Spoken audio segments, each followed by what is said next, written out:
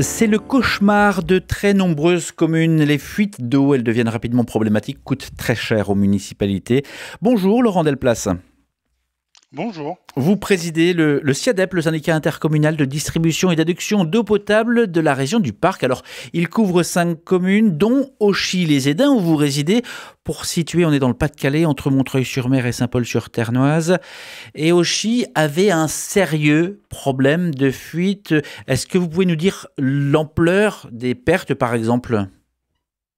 Oui, oui, tout à fait. Donc, le SIADEP, là, on est basé sur 5 communes, hein. Donc, il y a Auchy-Velin, Rolancourt, Fresnoy, Grigny et il m'en manque une. On va la retrouver. Et, Ouais, et- attendez.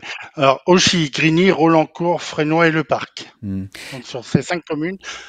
Donc, le problème, c'est que en 2020, on avait un taux de rendement à 44%. Ça veut dire Donc, quoi, une taux de perte de rendement à 50. 40. Ça veut dire que quand l'eau, vous l'achetez, elle arrive sur la commune, Oui, elle n'arrive pas à destination.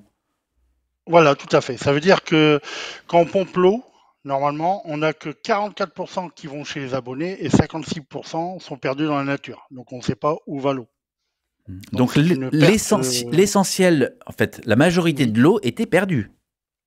tout à fait. Hmm. L'eau était perdue, ça partait dans la nature. Voilà, et ça c'était jusqu'en quelle année? Alors, de 2020 jusqu'à temps qu'on fasse les investigations, jusque 2022. Hmm. Et alors, justement, de quelle manière est-ce que les pertes d'eau, parce qu'on se pose rarement la question quand on gère pas l'eau, mais ça entraîne des surcoûts pour les communes. Euh, oui, oui, sur la redevance de l'eau. C'est ça, Donc, mais ça amène un plus sur la redevance de l'eau. c'est ça, c'est-à-dire que s'il y a des pertes d'eau, il faut la payer quand même, cette eau. C'est ce que vous dites. Oui, oui, oui, on la perd et aussi on a une amende. Une amende par rapport à l'agence de l'eau. Par exemple, là, sur 2021, on a eu une amende de 15 000 euros et 2022 de 17 000 euros. Donc vous avez eu 27 000 euros d'amende pour des pertes d'eau. Et alors, qu'est-ce que Oui. vous avez fait? Parce que c'est aussi pour ça que vous êtes là à répondre à ces questions. Quelle solution vous avez trouvée? Qu'est-ce que vous avez mis en place? Oui. Alors, la solution, c'était comme on avait passé un marché avec Veolia, donc nous avons fait le diagnostic de l'état du réseau et de là, nous avons lancé les recherches de fuites acoustiques. Donc, nous avons lancé une vingtaine de jours pour chercher les fuites et nous avons décelé une centaine de fuites. Les recherches de fuite acoustique, vous, ça vous paraît évident, mais ça veut dire quoi? Comment est-ce que ça fonctionne? Ah, voilà, comment ça fonctionne? Ben voilà, Veolia a mis en place des sondes donc sur certains branchements et à partir de là, ils font une écoute nocturne et ça permet d'écouter le réseau d'eau et de savoir à peu près où se situe la fuite. Ça veut dire que quand ils écoutent, on entend de l'eau couler, on entend des gouttes d'eau, on entend... Qu'est-ce qu'on entend? Ben ça, je peux pas, je peux pas vous l'expliquer. Hmm. Donc une fois Je que suis pas un les, spécialiste, hein. Ouais. donc une fois que les fuites sont identifiées, ensuite ça veut dire quoi? Ça veut dire on creuse, on remplace le morceau de conduite? Voilà, tout à fait. Dès qu'on a déterminé la fuite, donc l'entreprise commence les travaux directement. Donc, il terrasse et par rapport à la fuite, il regarde s'il faut changer la canalisation ou s'il faut réparer sur place en mettant des manchons ou autre système. Hmm. Ça, vous êtes habitué à réparer les fuites? Oui, vu que c'est un marché qui est avec Veolia, Veolia, ils sont quand même spécialistes dans ce domaine, donc c'est eux qui réparent, oui, Hmm. Quand vous à dites ma demande. c'est ça, c'est ça. C'est-à-dire que c'est Veolia, mais c'est tout de même le syndicat intercommunal qui est l'interlocuteur Qui décide, et qui tout à fait. décide. Hmm. Oui. Vous venez de parler donc de Veolia qui a fait ses travaux, de l'entreprise Itron, hein, qui est spécialisée, alors il y en a d'autres, hein, mais elle est spécialisée Ouais. justement dans la gestion des ressources en eau. Elle utilise donc des technologies innovantes. On a parlé de l'acoustique là pour trouver. Est-ce que le jeu en vaut la chandelle financièrement? Oui, tout à fait. Là, sur la recherche de fuite, un exemple, hein, concret, c'est que nous avons une perdition de 100 à 120 000 mètres cubes d'eau par année. Donc c'est une perte de 180 000 euros en chiffre d'affaires. Ah oui. Et c'est difficile à réaliser. 100 à 120 000 mètres cubes d'eau, ça représente quoi? Parce que celles et ceux qui nous écoutent, ce sont des chiffres, mais ça peut représenter quoi? Ça représente à peu près une vingtaine de piscines olympiques. Ah oui, tout de même. Et qui partent dans la nature. Voilà, qui partent dans la nature.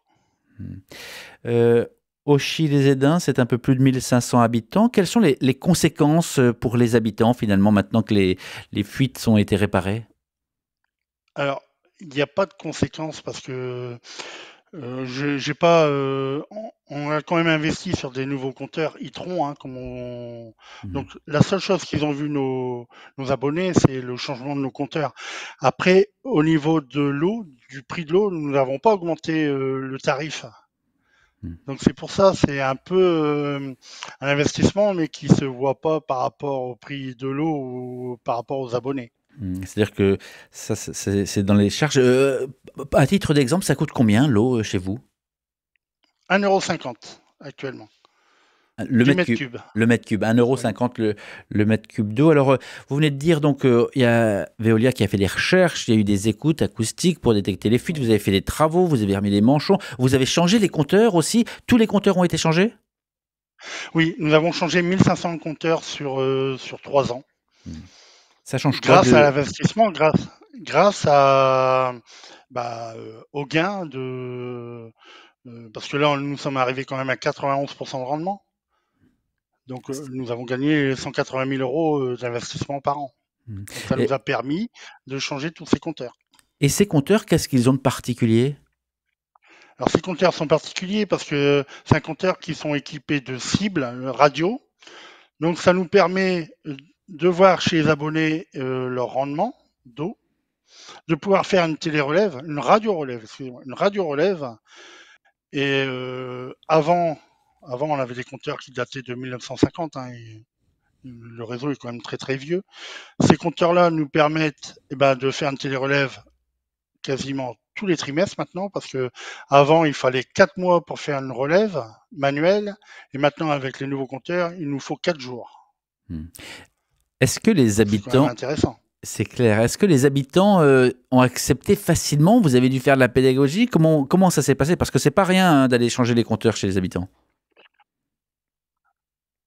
Non, ça s'est bien passé. Bon, j'ai eu quelques petites réticences parce que tout le monde avait peur par rapport au compteur Linky en disant que ça va créer des ondes négatives. Donc, Itron m'a quand même bien informé, m'a documenté sur pas mal de documents très intéressants que j'ai publiés, que j'ai mis dans les boîtes aux lettres pour certains. Donc, ça s'est très bien passé. Et Tout le monde puis, est très très content. et Les gens puis, sont contents parce qu'on a une facturation maintenant tous les trimestres, au lieu d'avoir une facturation annuelle. et donc c'est donc très suivi, très précis. Et vous le confirmez, il n'y a pas eu de surcoût pour les habitants? Aucun surcoût pour les habitants, Aucun que de surcoût. l'investissement. Et vous êtes passé, alors vous avez dit le chiffre comme ça assez rapidement, vous êtes passé à 91% de rendement, ça paraît assez Oui. exceptionnel. Est-ce que vous en avez tiré les conséquences et par exemple, est-ce que toutes les communes que vous gérez en eau sont passées au compteur? Est-ce que vous Oui, avez, oui, est-ce toutes les que vous avez communes fait sont juste, passées au compteur. juste Auchy ou les autres aussi? Non, non, quand je parle des 1500 compteurs, c'est les 5 communes. Les 5 Ce n'est communes. pas qu'Auchy, c'est sur les 5 communes. Ça veut dire sur la totalité des abonnés du syndicat. D'accord. Laurent Delplace, je rappelle que vous présidez le SIADEP, le syndicat intercommunal de distribution et d'adduction d'eau potable de la région du Parc, qui couvre 5 communes, dont Auchy-les-Aidins, c'est dans le Pas-de-Calais. L'interview en intégralité va être à retrouver sur la page YouTube d'RCF Hauts-de-France. Une question tout de même. Vous êtes premier adjoint. Est-ce que ça a facilité les choses, la mise en place de ça? C'est-à-dire que vous n'êtes pas là par hasard? Après, moi, j'ai un cursus un peu dans les travaux publics, donc c'est vrai que ça a aidé. Ça a aidé beaucoup de choses. Le fait aussi que je travaille au département au niveau des dossiers d'appel d'offres, donc ça m'a permis aussi de réaliser cet appel d'offres. Donc oui, j'ai quand même quelques petits antécédents professionnels. Alors, pour avoir moi-même arpenté des kilomètres et des kilomètres à la recherche Ouais. de fuites d'eau, hein, quand on voyait le château d'eau qui remontait pas, c'était le cauchemar. Les innovations sont révolutionnaires, mais qu'est-ce qui a changé? Parce qu'il y a encore quelques décennies, les pertes d'eau, alors on l'a compris, ça coûtait des sous, mais les pertes d'eau, on faisait avec. Qu'est-ce qui a changé? Bonne question. Qu'est-ce qui a changé? Moi, pour moi, c'est l'investissement qui a changé. C'est que je peux faire plus de choses. Hmm, Je peux faire évoluer le syndicat c'est ça. sur des nouvelles technologies et à la rigueur, même par la suite, peut-être élargir le syndicat sur d'autres communes pour l'avenir. Le syndicat de la région du Parc que vous présidez, il est né, hein, comme beaucoup d'ailleurs d'organismes de gestion de l'eau, juste dans l'après-guerre. C'était en mai 47, on n'était pas grand, on n'existait pas encore à l'époque. Les conduites d'eau, donc qui datent à peu près de ces époques-là, même il y en a. Est-ce qu'elles sont toutes depuis renouvelées? Est-ce que vous avez un suivi particulier? Est-ce qu'il y a des cartes précises où vous dites là, les prochains travaux, l'an prochain, dans 2 ans, dans 3 ans, il va falloir changer? Comment ça fonctionne?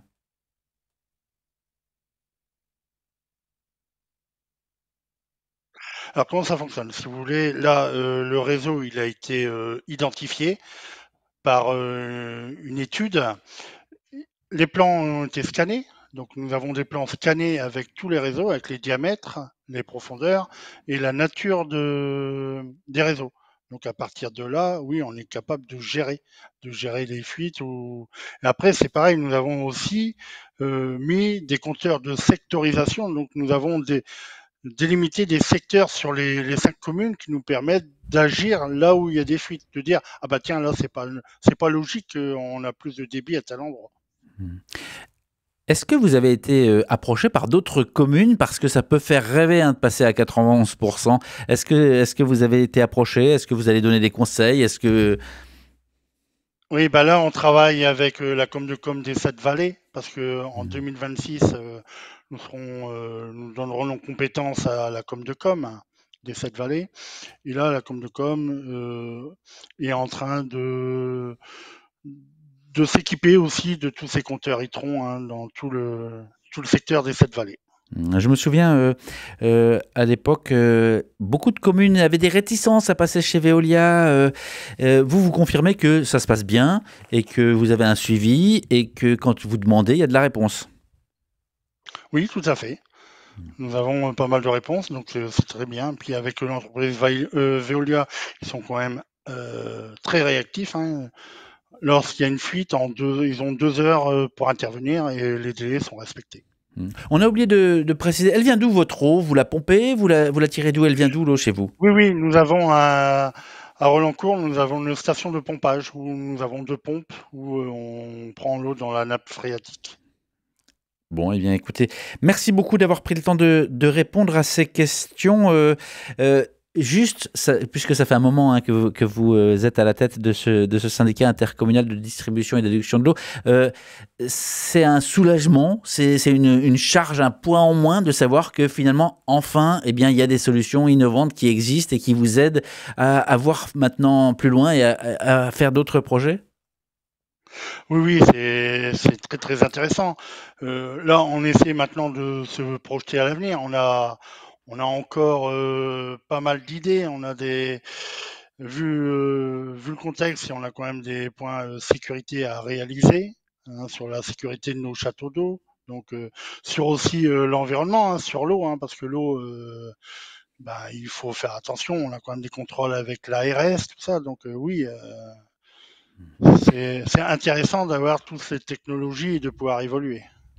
Et c'est un bien très précieux. Merci en tout cas d'avoir pris le temps, Laurent Delplace. Je rappelle que vous présidez le syndicat intercommunal de distribution d'eau et d'adduction d'eau potable de la région du Parc à Auchy-les-Édins. Vous êtes basé là-bas, c'est entre Lens et le Touquet. Merci d'avoir pris le temps de répondre à ces questions. Merci, merci à vous.